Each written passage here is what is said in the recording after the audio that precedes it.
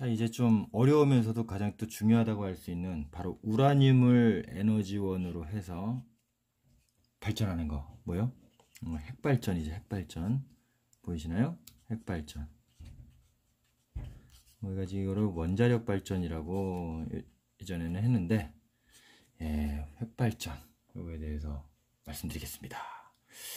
원리는 뭐라고요? 핵분열할 때, 우라늄 같은 경우는 핵분열이에요, 핵분열. 핵분열하면서 뭐가 있죠? 질량이 줄어들죠. 그걸 우리가 질량 결손이라고 했잖아요. 이 질량이 줄어든 만큼 뭐가 돼요? 바로 거대한 에너지가, 아주 막대한 에너지가 발생한다고 했죠. 어떤 에너지가요? 열 에너지가 발생하죠. 주로. 예, 요거를 이용하는 거죠. 요거를 이용해서 어때요? 물을 끓여서 수증기 만들고 그거를 이용해서 터빈 돌려가지고 전기 생산하는, 네, 이런 거죠. 근데 이 핵분열 과정이 어떤 거냐면 좀 기억해 두시는 게 좋을 것 같아요. 우라늄이 굉장히 큰 놈이거든요. 얘가 입자가 235개가 있어요. 그래서 우라늄 235. 우라늄은 동위원소라고 해서 238이라고 하는 놈도 있는데 주로 원료로 쓰이는 거는 235. 여기에는 지금 중성자와 양성자 합쳐서 이게 우라늄 원자 핵이에요. 핵에 235개의 그 입자 알갱이들이 있어요. 양성자, 중성자가. 예. 수소 같은 경우는 하나밖에 없잖아요. 한 개. 한 개 수소가 235개가 한꺼번에 뭉쳤다고 생각해 보세요. 어마어마한 크기죠. 이놈한테 지금 뭐가 되냐면 이놈이 원래 이렇게 좀 굉장히 이게 크게 되면 이 정도 크게 되면은 약간의 충격을 줘도 어때요? 바로 금방 쪼개져 버립니다. 분열을 하게 되거든요. 그래서 얘를 분열시키기 위해서 뭐가 다가오냐면은 저는 이제 중성자 N이라고 해요. N이라고 쓸게요. 중성자가 옵니다. 그래서 얘가 중성자를 딱 흡수하면은 바로 어떻게 해요? 흥분하더니 꽝 이제 열이 발생하면서 두 쪽으로 쪼개지죠. 조그만 놈으로요. 예, 그래서 보통 두 동강이 나는데 보통 크립톤이라고 하는 놈하고 뭐 바륨 뭐 이런 두 조각으로 나요. 예. 이게 또 뭐 다른 것들도 있어요. 여러 가지 다른 물질들이 많이 생성이 되는데 주로 이런 식으로 두 개로 쪼개지면서 또 뭐가 나오냐면 아주 빠른 고속 중성자가 나옵니다. 중성자가. 예. 이 중성자가 또 어떻게 할까요? 이게 그냥 하나만 한 개가 그냥 이렇게 해서 툭 터지면은 응? 하고 이제 끝나버리는 거 아니에요. 마치 성냥불 한번 칙 부셨다가 그냥 바로 꺼져버리는 이제 그런 효과잖아. 이게 연료가 되거나 폭탄이 되려면 어때? 계속해서 폭발이 일어나야 될 거 아니에요. 계속 쪼개지고 그 역할을 하는 게 바로 요 중성자들입니다. 이놈들이 또 어때요? 그 주변에 있던 우라늄한테 그 주변에 있던 우라늄 원자핵을 가면서 또 얘를 쪼개고 또 나오고 또 나오고 이렇게 계속해서 반응들이 연쇄적으로 일어나는 거죠. 이렇게 해서 연쇄적으로 일어나는 거를 연쇄 반응이라고 합니다. 이 연쇄 반응이 그냥 급격하게 빨리 일어나면 어떻게 돼요? 그게 바로 핵폭탄이 되죠. 이게 원자 폭탄이 되는 거고요. 이걸 천천히 일어나게끔 하면 뭐가 돼요? 예, 바로 핵발전이 되는 거죠. 원리는 똑같아요. 근데 급격하게 일어나게 하느냐, 천천히 일어나게 하느냐, 그 차이일 뿐이다라는 거죠. 그래서 발전소를 잘 보시면 원자력 발전소를 제가 한번 좀 그려볼게요. 원자력 발전소를 구성하는 놈, 그 중에 가장 중요한 거 세 가지만 말씀드릴게요. 원자력 발전소를 구성하는 거. 일단은 뭐가? 핵연료봉이 필요하겠죠. 봉처럼 생겼어요. 막대기처럼 생겼어요. 핵연료봉. 우라늄 핵연료봉. 그 다음에 제어봉이라고 하는 게 있습니다. 제어봉. 그 다음에 감속제라고 하는 게 있습니다. 이 세 가지가 좀 중요합니다. 이름만 기억해 두세요. 그 중에 제일 중요한 거는 여러분들이 좀 기억할 만한 건 바로 제어봉이죠.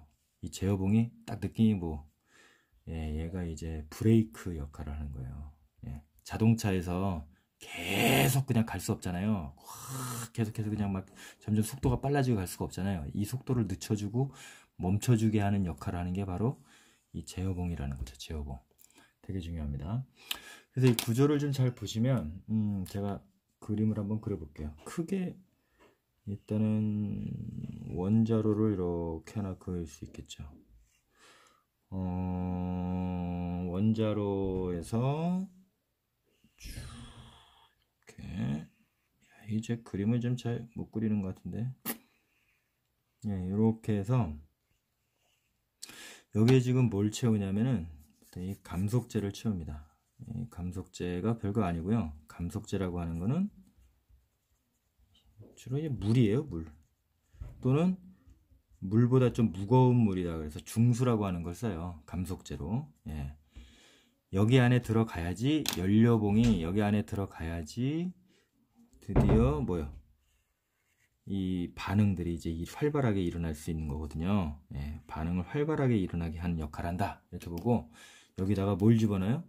예, 연료봉을 이렇게 집어넣죠. 연료봉, 핵연료봉. 핵연료봉을 이렇게 딱 집어넣으면 이 감속제 안에서 핵연료봉에서 드디어 핵반응이 일어나게 되는 거죠.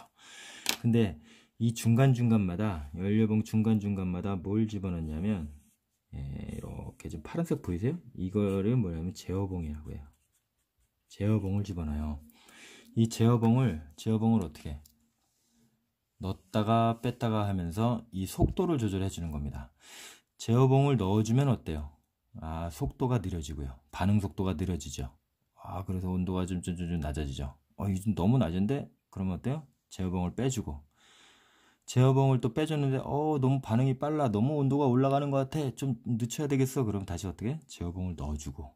이런 역할을 하는 게, 속도 조절 역할을 하는 게 바로 제어봉이라. 이렇게 생각하시면 됩니다.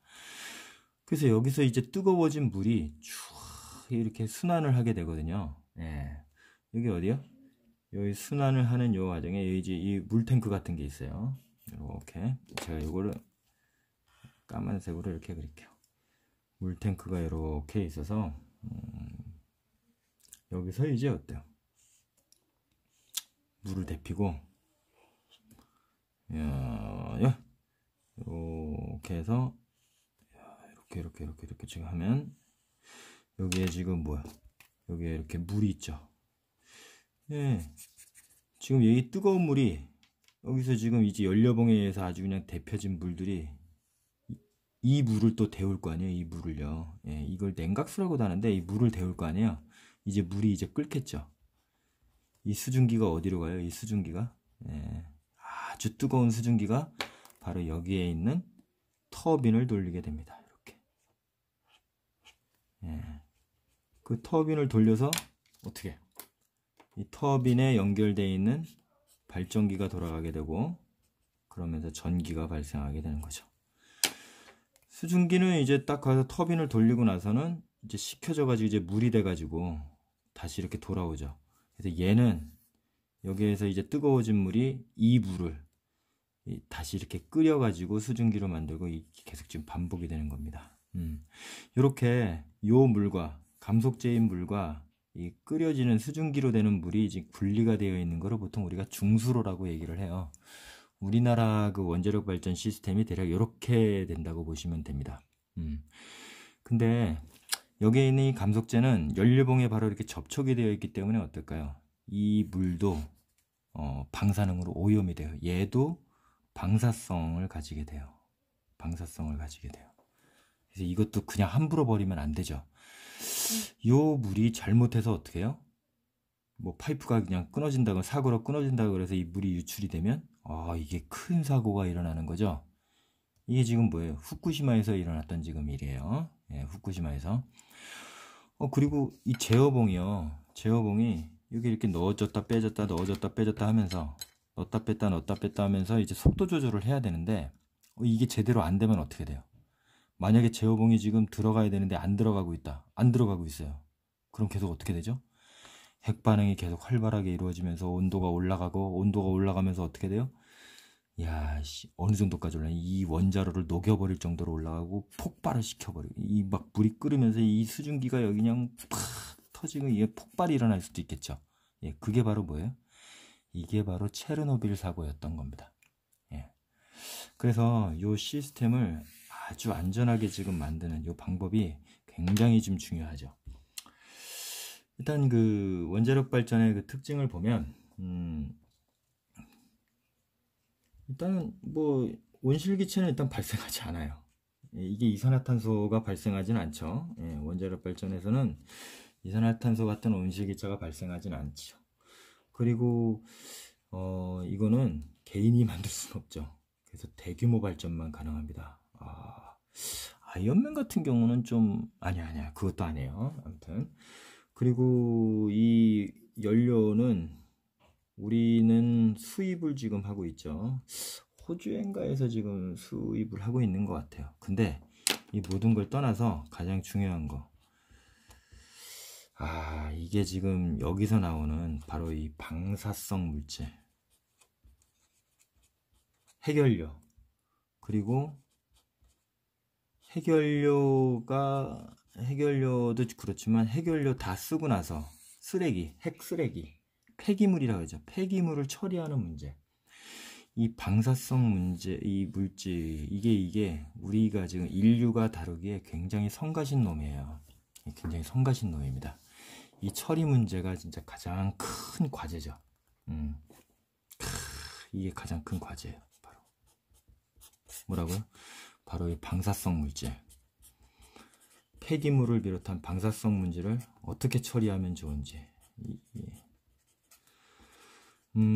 우리나라는 현재 지금 그 전력량의 그때 말씀드린 30%를 차지하고 있는데, 이거를 지금 당장에 폐기하기에는 요거로 대체할 만한 것이 그렇게 마땅치 않고, 그런데 이 방사성, 계속 원자력 발전을 하다 보면 방사성 물질이 계속해서 지금 나오게 되고, 근데 이것은 중요한 문제가 있어요. 이 되게 중요한 특징이 있는데, 이 여기서 나오는 폐기물은요, 이 쓰레기랑 달라요. 전혀 달라요. 쓰레기는 묻으면 썩어버리지만 플라스틱도 100년 후면 썩는다 그러거든요. 근데 이거는 썩지도 않습니다. 그리고 없어지지도 않습니다. 이거는 거의 어떻게 보시면, 그냥 쉽게 말씀드리면 지구 수명과 거의 그냥 같이 간다고 보시면 돼요. 썩어서 없어지지가 않아요.